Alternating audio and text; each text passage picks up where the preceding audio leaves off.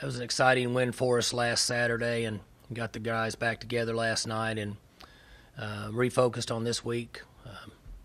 I don't know that we need to necessarily talk about TCU and the type of football team they have and the explosive players. And so we'll have our work cut out for us this week, but we're at a point where we're really excited about the game. A lot of preparation that we need in order to be successful on Saturday. Should have a great day, great crowd, and looking forward to a really good week of preparation. Like your corners, Lampton didn't play and Peterson went out. I would assume you need them Saturday. What's their status? I think that we'll have both players. We've got a number of players that are dinged up, as many teams do during this time of the season. And hopefully we'll have those guys practicing in the latter part of the week and playing for us on Saturday. Hunter's played a lot this year. Richards played a lot last year. How'd those guys do, particularly Saturday? Hunter played pretty well, and I thought Richards played good. As he gets into the game a little bit more, they give us a little depth.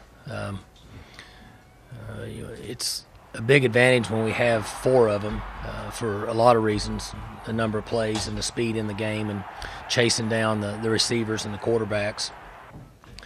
But I'm hoping that we'll have four of them for Saturday.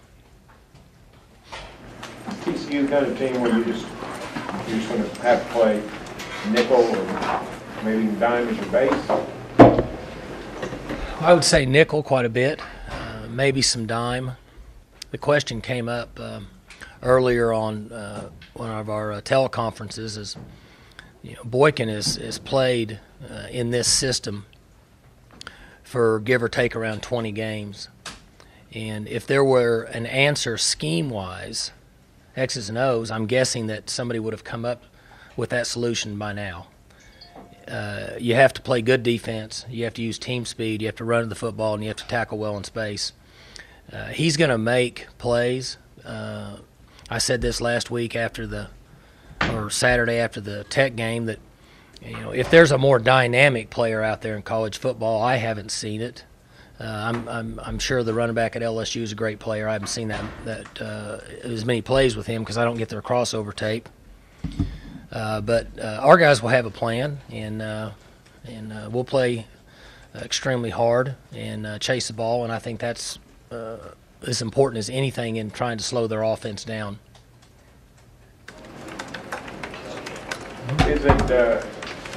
I don't think you want to need to score 50 points to win these showdowns, but is it comforting to know that you did, if you need to, you've proven you can?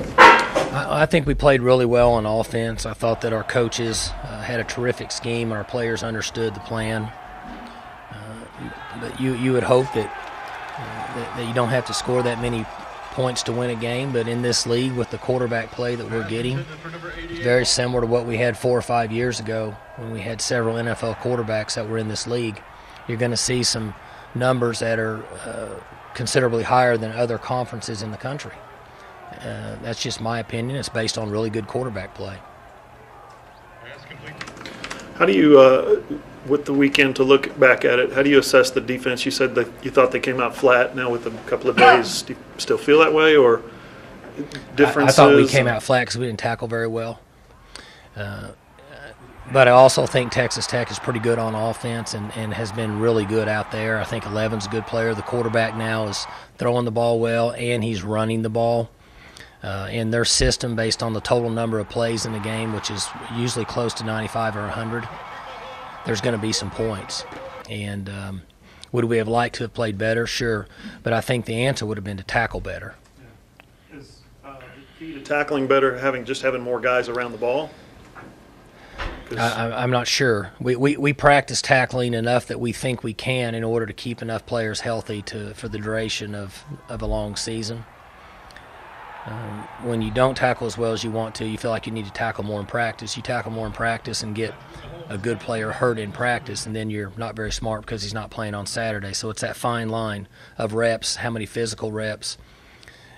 I just thought we were kind of caught up in a lull, and that's not taking anything away from Tech, because as I watched more tape that last night and this morning, and they were on our crossover tape, he's made a lot of football plays in space, and I just think he's a really good player.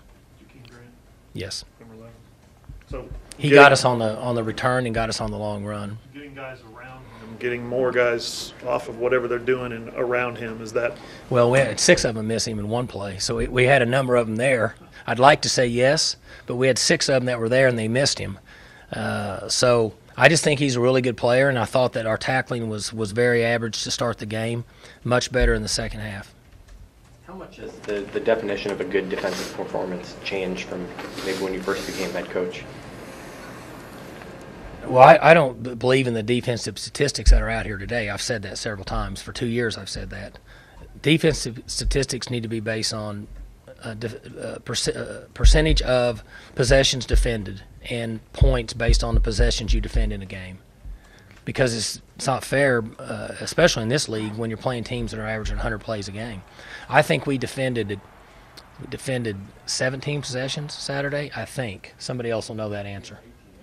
And I've used this as an example. Georgia Tech may defend 9 or 10 or 11 a game. So the numbers are going to be different. I mean, and that's quite a change, an option team versus what we do. But your numbers are going to get blown up based on the style of play in this league. Y'all have trailed in the fourth quarter in half of these games during this win streak.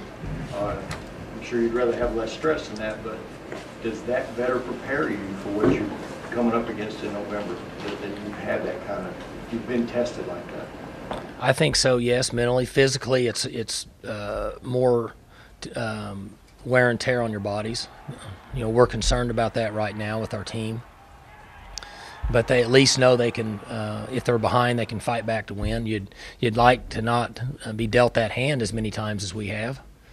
But it is what it is, and we continue to stress the preparation in Sunday through Friday, and we go play on Saturday, and we're playing good football teams, and ball's not round. It's going to bounce different ways. We just got to keep playing. 94 offensive snaps. Was Arba out there for 85 of them? He was out there for 70, I want to say 78. But I heard so many different numbers. I could be off a few there, but I think he was out there 78 plays. What did you do differently in the second half? When you say come out flat in the first half defensively, was it more energy, more motion, more focus, or was it just better tackling? I think our players are focused. I just think their energy level and they just were flat tackling. It wasn't anything scheme-wise that really put us behind the 8 ball. On the first touchdown on the wheel route, the ex-receiver comes in and knocks our linebacker down and get the guy turned loose. I mean, when, things like that are going to happen in games, and when they do, so the scheme wasn't really the factor. It was the poor tackling early that was a factor. Now, I forgot the first part of the question you asked me. Second half. Well, we changed up a little bit of man zone scheme on the backside in certain formations, how we were locking down with the back and playing the X receiver, more X's and O's than really the tackling standpoint. I just thought we were faster in the latter part of the third quarter and the fourth quarter getting to the ball than we were in the first half. Coach, I'm doing a story on Emmanuel Agba. Can you just speak on what he brings to this team from a leadership standpoint and on the field as well? He's been really good. Most players, young men that are in his position, that know at some point in their career, if they stay healthy and continue to move forward, that they're going to play for a long time and they're going to be worth a lot of money. Sometimes they don't practice as well. He hasn't changed any at all. Very seldom talks. He leads by example, pushes hard in the weight room. He's a great leader for us in practice. Practices extremely hard, plays hard, never says a word, never complains, never wants anything. And he's a great asset to our program. Earlier, he doesn't even seem like he likes talking about himself. He always tries to defer it to his teammates. Correct. Do you just think that speaks about him from a leadership standpoint too, and that guys can kind of look at him as an example? I think he was raised that way in his upbringing, and not knowing them well enough to really comment on that, but just most of the players that we get, obviously from what they're getting at home is really what we get when they get here, and I think he was raised that way. He would prefer to not talk about himself. He would rather you just let him go and let him play the games and practice and go to school, and he's going to graduate from college, and he wants to move forward in those directions. He doesn't have any interest on the outside things that are going on. The The schedule is the schedule, and you got to play whatever's in front of you. But would you rather have all these spread offenses and air raid offenses and power spread and all that back to back to back, or would it be better to space them out and have some running offenses in between? You would prefer to not run into the 100 play a game teams back to back to back, but you know, I mean, we're in a position that we'd like to be in right now. We've done well in the games that we've played, and everybody's got certain things that you worry about during the season scheduling, and it's one of those issues you can't control. You just kind of go with it. You got important coverage and pressure guys, Peterson, Lampkin, and Bean. What's your expectation of them? They might be physically. Well, Barry had asked me about them. I'm hoping we'll have them practicing, but we always find out more Tuesday morning. They go through their exams today with the doctors and all the different the scenarios they go through, and we know a lot more on Tuesday mornings. Is going back to the start of his senior year of high school, he's 25-1 as a starting quarterback. Do you believe that some guys just have, beyond physical ability and a mastery of the position, do you believe that some guys just have a clutch gene or a winning gene about it? I think some guys that display toughness and leadership and some charisma and so on and so forth have been more successful in team sports than maybe others, and I guess individual. Now that I think about it, I don't know what that is. If we knew particularly what that was, those are the guys that we would recruit. And, you know, that kind of falls in the football IQ that we talk about. Some players have a different football IQ than others, and it doesn't necessarily represent their physical or athletic ability. Their football IQ is a lot higher than others, and fortunately with us and him now, his football IQ seems to be pretty high. There's a perception out there that after he didn't play in the fourth quarter, Mason, that he might be having some bad body language or maybe an unfavorable reaction to that. What is your opinion on that? Oh, I don't agree with that. I don't know. Where did perception come from? Well, he didn't play in the fourth quarter. No, but where'd the perception come from? I don't understand. Where'd you come up with that thought? People are asking me about it. Oh, well, I don't know. Stuff. You'd have to tell me who those people are. You talking about people watch TV? Yeah, no. Here's an example for you. In the post-game interviews, when I interviewed him, his answers were like 5-6 words, very short, very to the point. Let me get out of here. Just didn't seem like his body language was very. I haven't gotten that from him. So I mean, now I don't spend a lot of time with those guys and sit down and talk to them.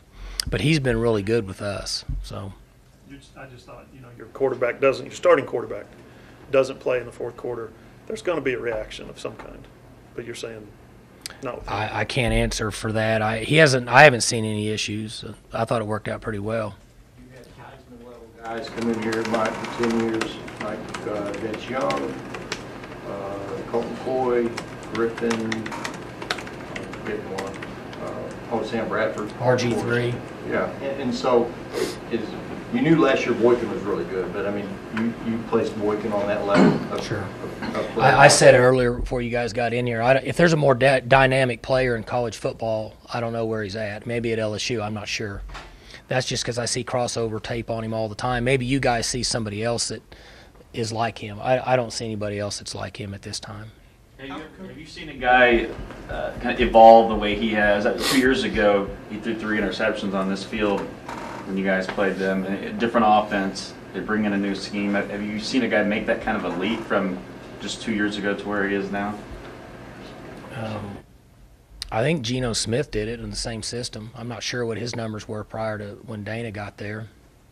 But the system that we have here that Doug implemented, and then he tied it in with his ability a little bit. You'd have to ask Doug, because they're running some option and things with him, and he keeps the ball at times, which we didn't do that here with Brandon. But the plays and everything's the same. All the signaling and what they're doing is the same as what we did here. So the only one I can think of would be, I don't know what Case Keenum did when they put that system in down there at Houston. I don't know what his numbers were. But he's done very well.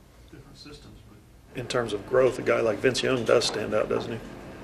When you're talking about trying to encapsulate how Boykin has grown in a couple of years Vince Young comes out as a freshman, and he doesn't look anything like he did when he was a senior. Yeah, and honestly, it's been so long, I can't remember his early years, but Vince could take a game over, yes. He did it out here with us. We were ahead of him 3 or 4 touchdowns. I don't remember what the score was, and he came out, and essentially we couldn't tackle him. Boykin have that capability? Yeah. He's playing pretty good, and I want to be able to give him credit and them credit for what they've done, but I also want to make sure everybody knows that our defense is going to come out and play hard, and we'll use our team speed, and I'll be surprised if our guys don't play well. How close is your offense to what you had envisioned of it before the season started? Further along, not as good in the running game as I would hope that we would have gotten at some point. Better in the throwing game than I thought we would be preseason. As far as the two quarterback system you're using, when was that kind of born? Was that in bowl season last year, off season? Because I'm sure you were trying to make sure that JW was still in J12. Really in off season, just talking about what we could, how we could use him, because he's been a good player. He's had an unfortunate run of injuries at particular times that have affected his career, but when he was healthy, he played well and was productive. And so we wanted to implement him and bring him into the system, and it's just kind of grown as the season's gone on based on his success. I know you've spoken because they're both unselfish guys. That's a big part of why it's worked. But can you pinpoint something about their personalities, why you believe that this two-quarterback system has had the success that it's had up until this point? Well, I said last week that they're both good individuals. They're good people, and they've been brought up the right way. They have good home lives, and I think they're unselfish, and they get it. And they're team guys. And I guess I don't want to mislead anybody. And John asked the question. I'm sure Mason would like to play every play, and I'm sure JW would like to play every play. So I'm not saying that in their mind at some time they may not feel like, I wish I was the guy out there all 80 plays. But it hasn't created an issue with the team or them at this particular time.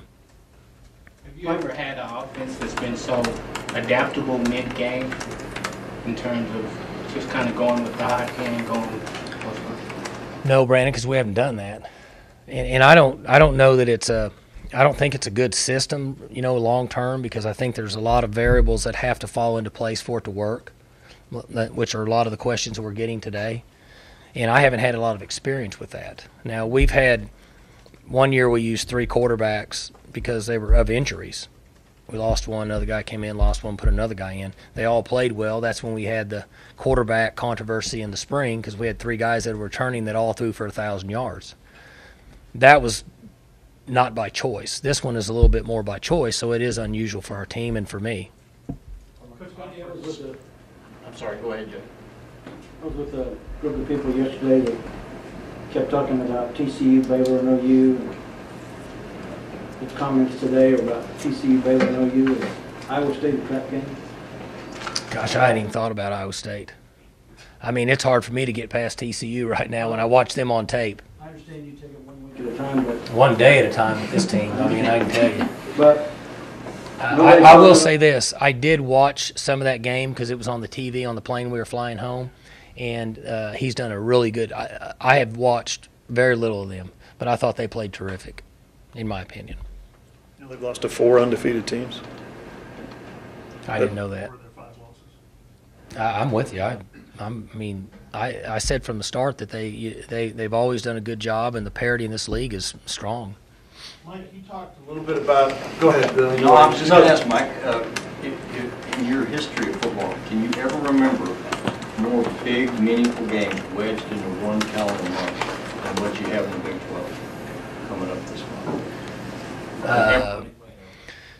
I would guess no, but I hadn't really thought about it much. I mean, you guys follow that stuff a lot closer than I do. I just don't pay much attention to that. I've said this for a number of weeks now. We're not good enough here to just look past even tomorrow's practice.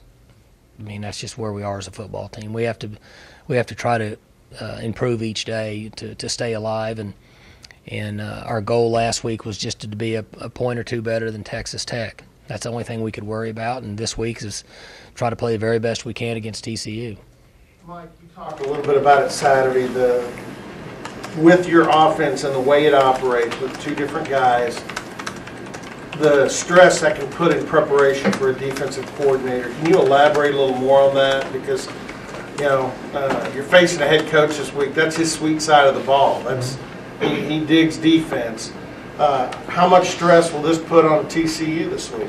Yeah, I watched him last night and all day today, and he spends most of the time on the field, outside of the white.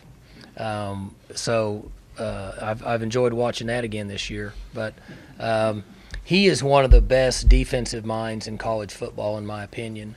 He does a great job and has built that program and has done a great job in recruiting. You would have to ask him from a defensive standpoint, preparation, practice reps, all the different areas that in the way that a defense attacks an offense. We use J-Dub along with Mason because we think it provides us the best chance to move the ball and score points and keeps us balanced as an offense. We haven't run the ball well enough to not include J-Dub into our system to help us in the run game, to balance out those yards and different things that we think makes us better on offense. That's just our opinion. But it really is kind of an oddity. I mean, you just don't see it work like this very often, almost if ever. I don't know of any. I mentioned maybe Spurrier had two quarterbacks play 1 year, and I don't know how many games they won or what they did, but I don't know of any other team. But it's not something we planned. It's just something that's happened, and we have to try to play to our strength the best that we can. Mike, is it a case of just it fell out of favor and no reason why it can't work? Teams used to do it a lot back in the 60s and 70s. No, you're right. You're right. I think the biggest issue are some of the questions that are coming up here today. Like what John said is, we live in a world where these players there's technology, there's internet, you can turn the channel on, you can turn TV on right now and flip the channels. There'll be 3 or 4 people on a national audience talking about the games this week. And years ago, that wasn't around. And so I think one of the biggest issues that you could have is a player being more selfish than they would have been in the 60s or 70s because nobody really knew about it. When I was growing up in the 70s, I didn't know who won between Mississippi and Mississippi State. You had to look too far in the newspaper, and you certainly couldn't watch it on TV because we only 2 games a week. And I think it's changed now, and I think that could be the biggest issue in having a 2-quarterback system. Is football, too, evolved that it's a quarterback-driven game? I mean, you've said it a million times, if you have a great quarterback, you can win. If you don't, it's really hard. I don't think there's any. The quarterback gets so much attention. I don't think there's any question that your team, for the most part, goes as your quarterback goes. And your quarterback was on the bench throughout the fourth quarter. Was that any by design? We have 2 of them. Yeah, you're right. Your starting quarterback.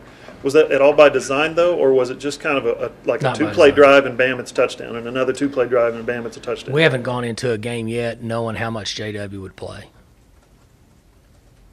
or win. Some of the trepidation about this whole issue, because some people, maybe a lot of us, just forgot how good of a quarterback JW really was. I mean, he scored 31. He got an offense that turned out to be not any good at all, to 31 points against Florida State before he got home. And a few years before that, we played Texas, and he threw for 400 yards, I think. Yeah. So I'm not saying that he's, the next Bart Starr. I mean, I'm just saying that he brings some charisma, some toughness, some leadership, and he has been successful during his career in high school and college offensively. So we talked about it in the summer that if we had a wide receiver or a running back that could bring more to the game, wouldn't you play him? So why can't you play a quarterback that brings more to the game? And some of the questions were the ones that y'all have asked. But for us, it doesn't do us a lot of good if he never gets into the game when we don't use the capabilities that he has. That's really all it's come down to. It's just interesting with Walsall. It's like he's an overnight sensation. See, it's like he's been here. It's like when we played T.J. Rubley 7 times or 8 times, however many times we played him that year or that career. it's like he's been here for a long time, and so he's doing an intern to be a coach. He wants to be a coach, so he's on a long-term intern. You got a chance to get a 6th year? Those papers, and you're getting out of my realm here. I don't know enough about that, but that paperwork, in a case of a 6th year, I think is filed once their eligibility is finished with their last game, and he would be a very good candidate for that. Yes, because of his injuries. TJ Rubley actually only played 5 years. I think we played him, but we played him 5 times. Yeah, so it seemed like 7 because he threw for 400 every game. Go back and see who all Walsh played against. Maybe he played somebody 6. Yeah, that was kind of an exaggeration, but I felt like TJ was there for 7 years. So. A couple of the players and Coach Yurcich mentioned out there, one of the plays that stuck out on tape was James Washington leaping for that Hail Mary and how far he got off the ground. I wasn't sure if that stuck out to you, even though he kind of made those other plays. Well, yeah, he's a leaper. He's probably 40-inch vertical guy, and I thought he should have caught it. I haven't watched it on TV. Should he have caught it? I think they knocked it away. Oh, they did. See, I didn't see it. I couldn't see it because on the tip. Yeah. So, yeah, he's about a 40-inch vertical guy. He gets up there pretty good. Do you, Mike, both your quarterbacks threw pretty good blocks, like on the reverses a couple times, and the JW on Taylor's touchdown run, flat the guy. Do you have any specific instructions for your quarterbacks in terms of blocking? We want him to block those the plays that now the one with JW was he was just hustling down the field and getting involved. Most of those other ones, the quarterback's involved in the block. You typically, don't you show some plays on Sunday that are like hustle plays? Are you guys still doing that? Hey Siri, knock it off. Yeah, I don't even have Siri. That's voice control. I don't even know what that is. That's Gary Patterson. He's skunking us. Did Chad Whiteman's tackle on the Grant 90-yard play make that cut? No, but that was is a great example of effort. That was when 4 or 5 guys. I think he missed him at one time, didn't he, or twice, and then tackled him 90 yards down the field. Yeah, it was good, really good hustle on his part. Yes. What about Taylor's fumble recovery? That made the highlight tape for 2 reasons. 1, so JW would take care of the ball, and 2, that Taylor was in the right place and also used great technique in covering the ball up. Jumped on it and stayed to the side so he didn't smash it out. He curled it up just like a champ. Also on the punt return, now Mike Tavius is getting a lot of publicity. He's had a good season. He had the first block, but Cameron Doolittle had the next one. C.J. Curry. C.J. Curry, yeah. Those guys did a good job. Sure did. How do you plan to use your tailbacks Saturday?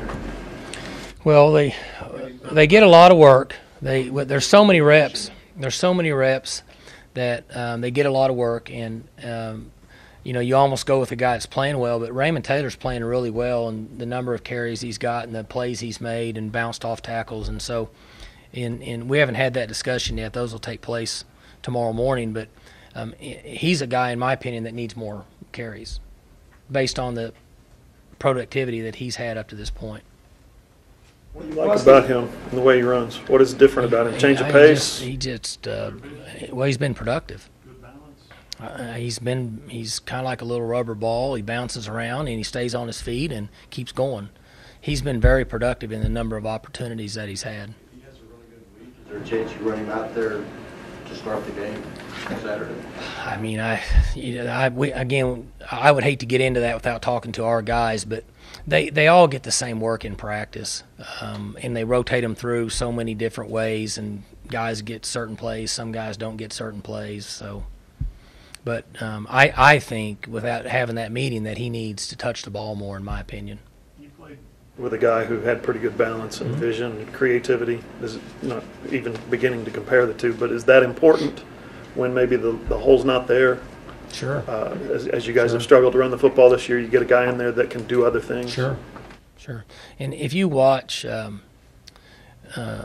the game and you have the clicker in your hand and you can run it back like we do and we watch all the crossover tape, there's a number of plays and yards, rushing yards that have been accomplished in this league, and the blocking's not very good. The guys that are touching the ball are making it happen. Will Seals play Saturday? Yes. We suspended him last week, made a terrible decision.